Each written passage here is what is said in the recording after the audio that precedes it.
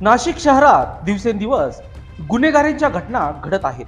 त्यातच आता आणखी एक घटना समोर आली आहे. नाशिकच्या सातपूर पोलीस ठाणे हद्दीतील सातपूर कॉलनीत श्री दक्षिणमुखी इच्छामूर्ती साईनाथ मंदिर येथे अज्ञात चोरट्यांनी मोठी घटना घडवली आहे. या घटनेत चोरट्यांनी महाले यांच्या घरात ठेवलेले 19 तोळे सोन्या चांदीचे दागिने पळून नेले आहेत.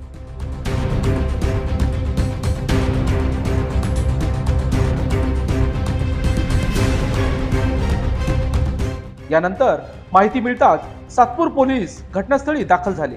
पोलिसांनी घटनास्थळाची पाहणी करत श्वान पथकासह घटनास्थळावरून पुरावे सापडण्यासाठी प्रयत्न सुरू केले आहेत.